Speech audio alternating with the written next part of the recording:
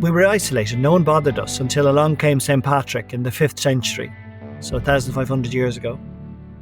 Then along comes the Vikings. And again, they weren't going to bother our culture. They just wanted to take some women and whatever gold we had. But then came the Normans and the English.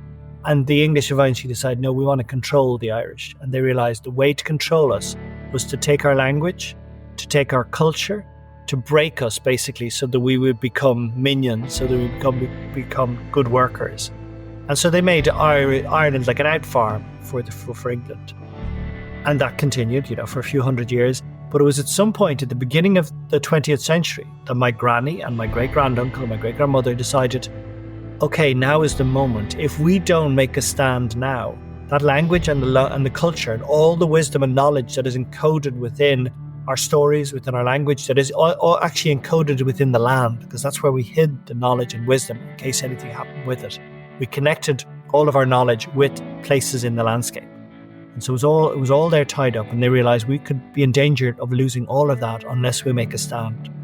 So my great-granduncle founded the Irish Volunteers, this first army, the IRA, basically stood up against Britain.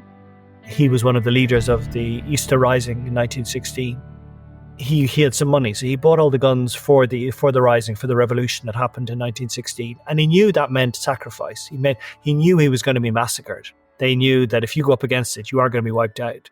So for my grannies, there was this pivotal moment where in Easter Monday of 1916, the first day of the revolution, of the rising, my granny watches her uncle, her beloved uncle, my great-granduncle, saying goodbye to his 4 kids and his pregnant wife, knowing he's never going to see them again.